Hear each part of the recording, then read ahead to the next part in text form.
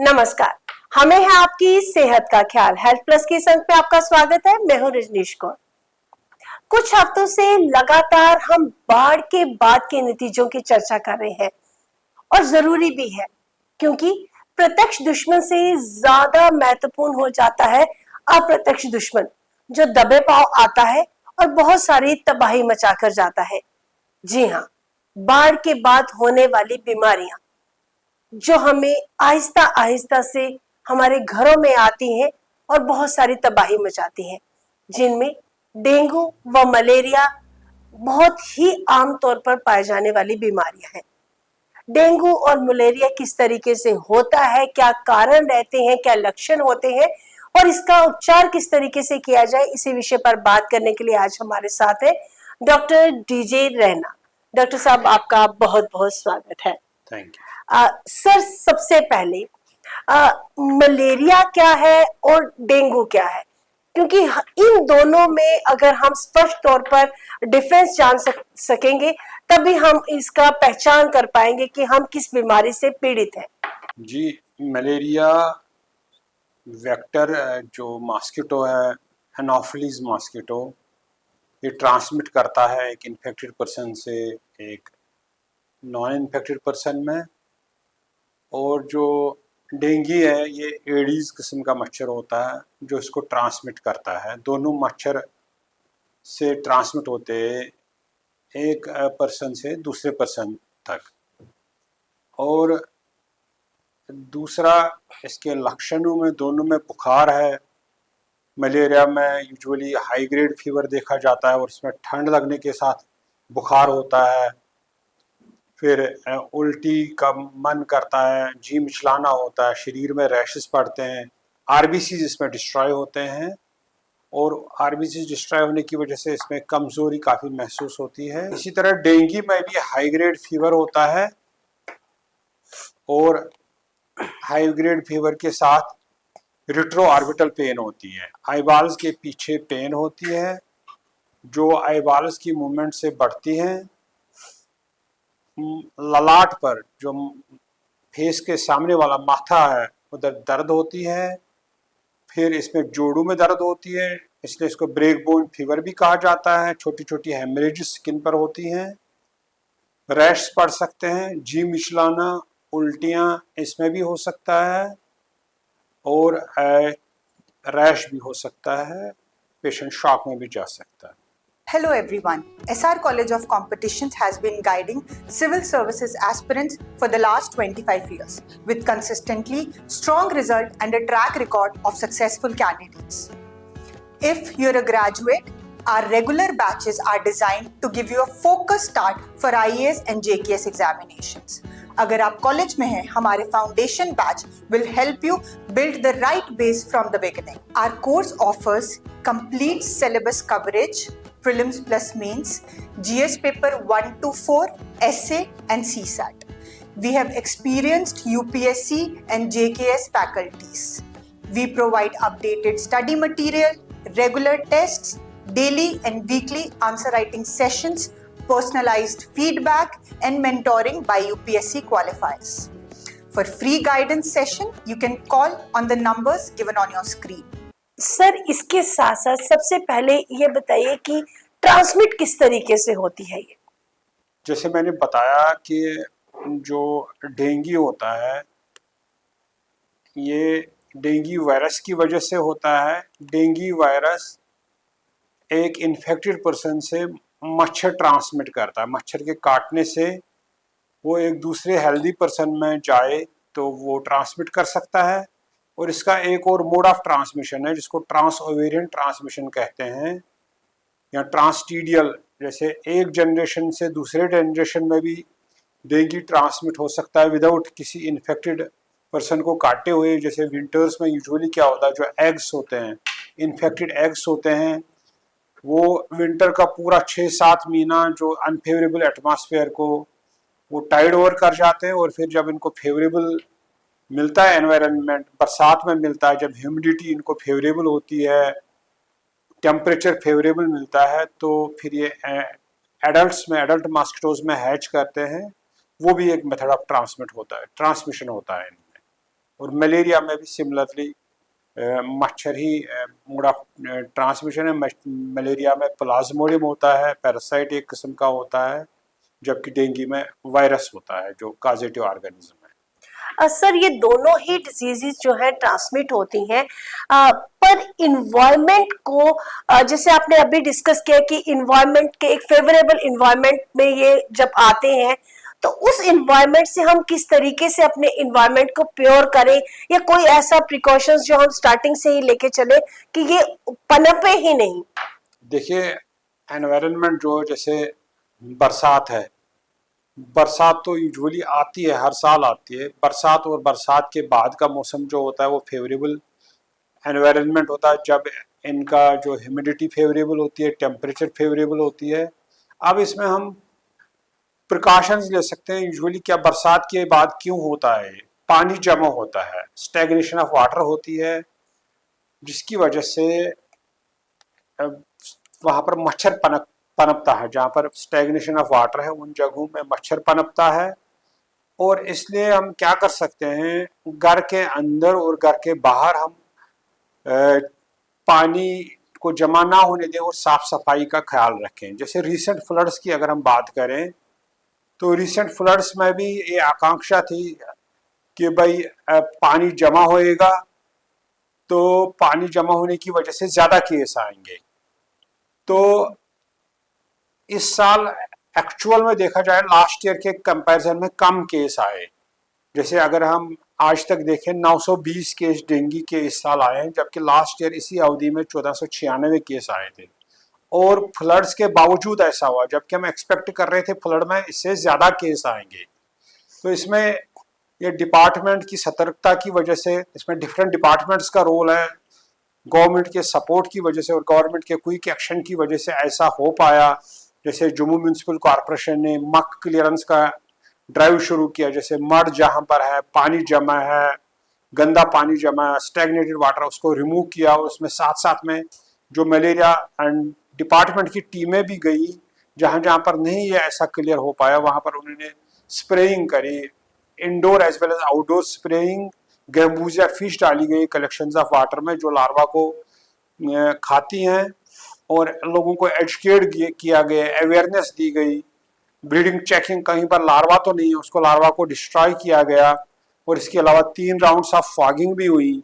जैसे Jammu municipal corporation area की मैं बात कर रहा हूँ। जैसे जम्मू म्यूनसिपल कॉरपोरेशन इसलिए इम्पॉर्टेंट है कि जो पूरे यूटी के 25% case Jammu municipal corporation area में ही आते हैं।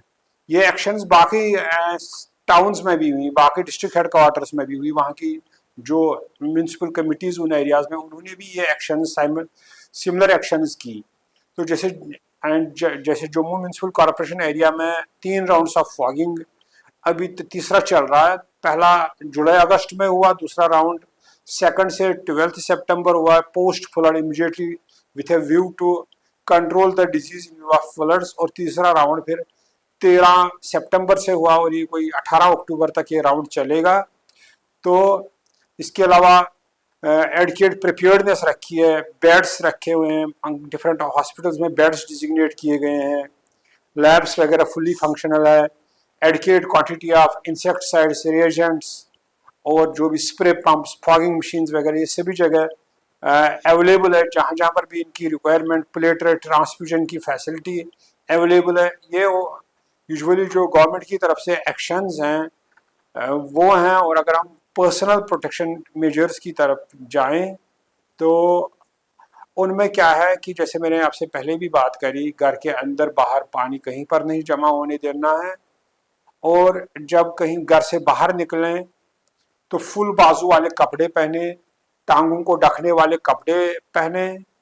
कहीं पर अगर रास्ते में उनको खड्डा दिखे या गड्ढा दिखे, उसको खाली करना है, उसको भरना है मिट्टी से या किसी और मटेरियल से। और अगर वैसा नहीं कर पाएँ तो म्यूनसिपल विभाग को उसकी जियो टैग्ड पिक भेजें ताकि वो इसमें एक्शन ले पाएँ। यहाँ कहीं पर पीएचई की पाइप अगर कहीं पर लीक है तो पीएचई डिपार्टमेंट को वो सूचित करें, जियो टैग्ड पिक भेजें ताकि वो जो लीकेज ऑफ वाटर, जो स्टैग्नेशन ऑफ वाटर कर सकती है, जिसमें मच्छर पनप सकता है, उसको एड्रेस कर पाएँ। इसलिए इसी तरह जैसे लोग आपस में एक दूसरे के साथ बात करते हैं कहीं जगहों पर, वो इसके बारे में भी नॉलेज शेयर कर सकते हैं ताकि इसके बारे में अवेयरनेस बढ़े। अगर कोई व्यक्ति है जो इसके का प्रॉपर नॉलेज रखता है, वो किसी स्कूल या आंगनवाड़ी सेंटर में जाके भी इसके बारे में एक लेक्चर दे सकता है। घर के छत की टंकियों पर जहाँ पर यूजुअली आंधी तूफान से ढक्कन उड़ जाते हैं, तो उसमें भी एग्स ले कर सकते हैं मच्छर। तो अगर एक टंकी पर भी मतलब ढक्कन खुला रहे तो वो पूरे मोहल्ले के लिए वो कारण बन सकता है मच्छरों के पनपने के लिए। छत पर ना सोएं, यूजुअली छत पर भी मच्छर काट सकते हैं। खिड़की और दरवाजों पर घर की जाली लगवाएं, बंद रखें, खिड़की दरवाजे बंद रखें।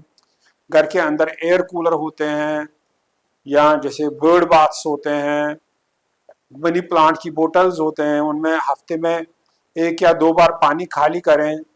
जहाँ पर भी डिस्कार्डेड आइटम्स है जैसे डिस्पोजेबल बोतल्स हैं, डिस्पोजेबल ग्लासेस हैं, डिस्कार्डेड टायर्स हैं, नारियल के खोल हैं, या जो भी डिस्कार्डेड आइटम्स हैं उनको डिस्ट्रॉय करें।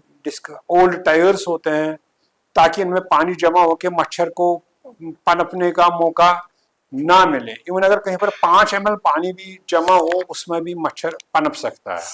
और मॉस्किटो रिपेलेंट्स का, मच्छरदानी का, एंटी मॉस्किटो क्रीम का इस्तेमाल करें। जी सर, जनरली जैसे आपने बताया बहुत सारे आपने हमें बचने के लिए उपाय बताए।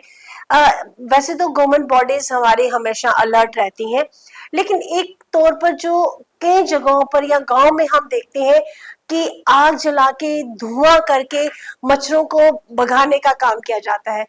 क्या उससे ये हल हो सकता है या एक मिथ है? देखिए, मैं बेटर तरीका बताऊंगा। गांव में अगर कहीं पर तालाब है वहां पर गैम्बूसिया फिश डाल सकते हैं। तो जो आप कह रहे हैं धुआं जला के इसको भगाने वाली बात है, जी। तो उससे एनवायरनमेंट में पोल्यूशन भी हो सकता है। बिल्कुल। तो इससे बेटर है कि फुल बाजू के कपड़े पहन के जाएं, टांगों को ढकने वाले कपड़े पहने। इसके बारे में एजुकेशन अवेयरनेस वो लोगों में पहुंचाएं, जनरेट करें, तो जिससे कि इसको रोकने में मदद मिल सकती है।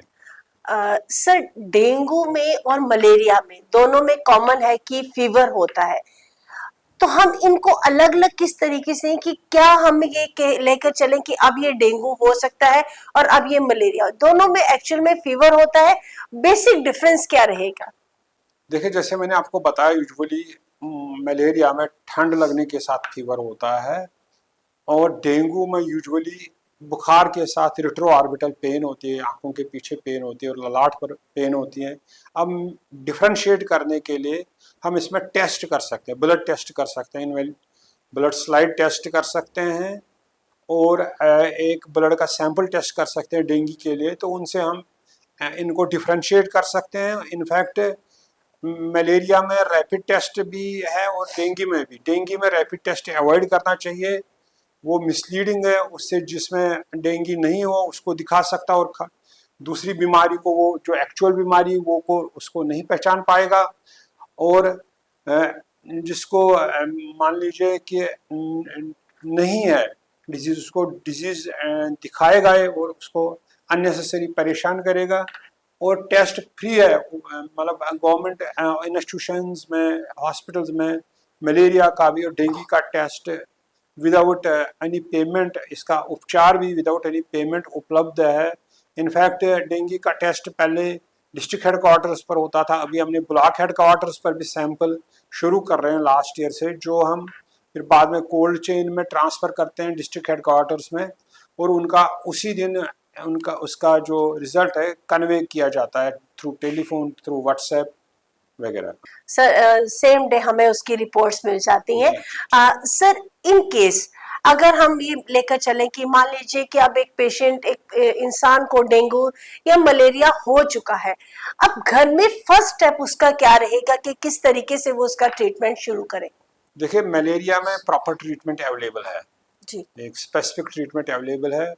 वो निकटतम हेल्थ इंस्टीट्यूशन में डॉक्टर के पास जाके वो उनको वो ट्रीटमेंट उपलब्ध करेंगे, फ्री ऑफ कॉस्ट उपलब्ध करेंगे।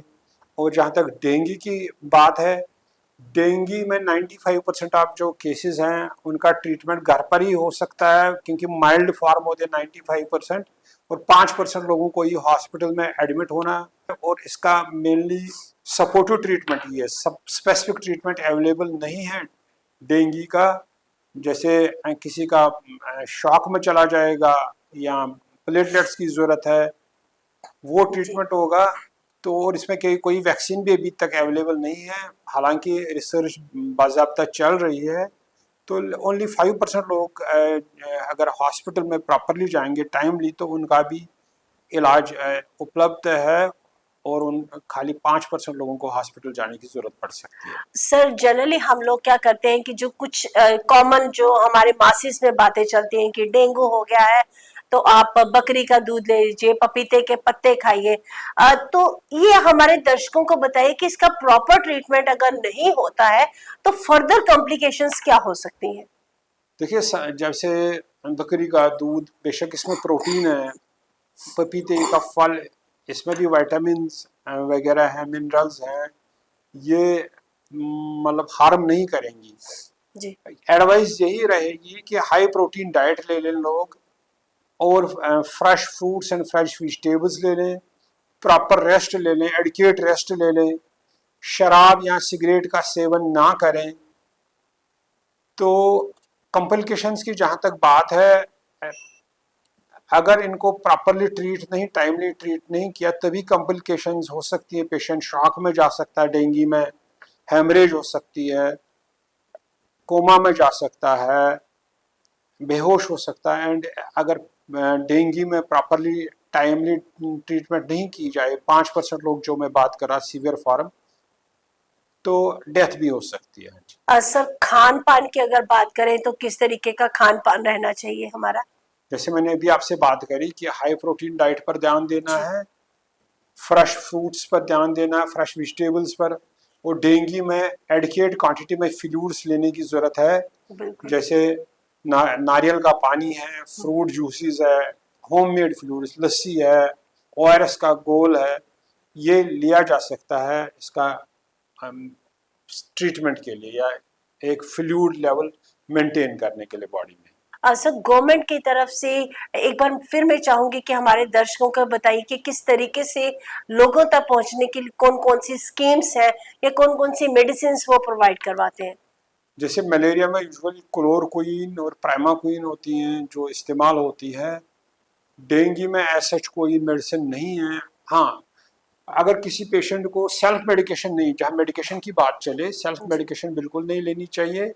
अगर तो रात का टाइम है या दूर दराज का इलाका है, डॉक्टर तक नहीं पहुंचा जा सकता, तो तब तक वो एज ए फर्स्ट एड एक पैरास्टामॉल की टिक्की ले सकते हैं, पानी की पट्टियाँ कर सकते हैं। नलके के पानी की, कोई ठंडे पानी की पट्टियाँ नहीं करनी, नलके की पानी की पट्टियाँ करनी है बाजू पर, टांगों पर, सिर पर, हाथ पैर पर।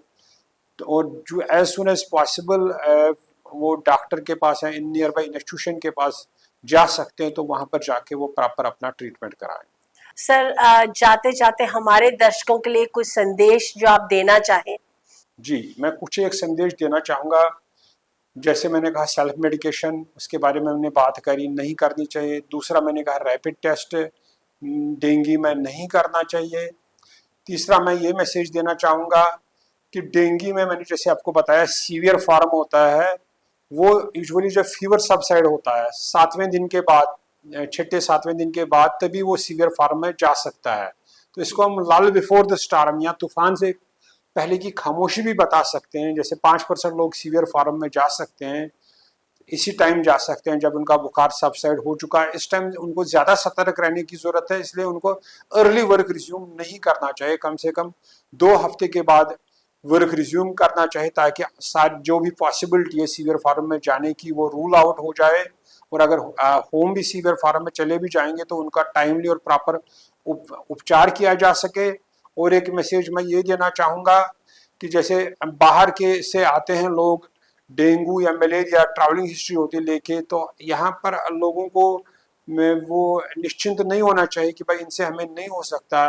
मच्छर जो बाहर से लोग आए उनको भी काट के लोगों को यहाँ पर मलेरिया, डेंगू या चिकनगुनिया भी फैला सकते हैं। और इसके अलावा मेरा एक और मैसेज रहेगा कि जैसे फॉगिंग या स्प्रेइंग होती है तो लोग हमारे वर्कर्स को प्रेशराइज करते हैं कि भाई जहाँ पर ज़रूरत नहीं है, जैसे बुश में, लॉन्स में, जहाँ पर नहीं ज़रूरत है फॉगिंग करने की या स्प्रेइंग करने की, फॉगिंग तो आउटडोर ही करनी चाहिए यूजुअली, घर के अंदर बिल्कुल नहीं करनी चाहिए। इसको इसलिए आउटडोर थर्मल फॉगिंग कहते हैं। तो लेकिन लोग उनको घरों में मजबूर करते हैं, हमारे घरों में भी, लॉन्स में भी करो।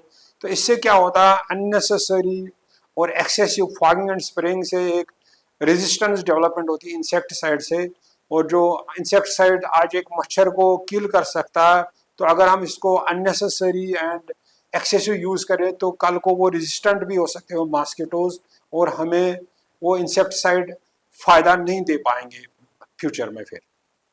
सर, आप अपने बिजी शेड्यूल से समय निकालकर हमारे पास आए, आपका बहुत बहुत शुक्रिया, और उम्मीद करेंगे कि आप फिर किसी दिन आए और किसी अन्य टॉपिक पे हमारे साथ अपने विचार साझा करें। हेल्थ प्लस के एक नए अंक में पुनः हाजिर होंगे, तब तक के लिए जय हिंद।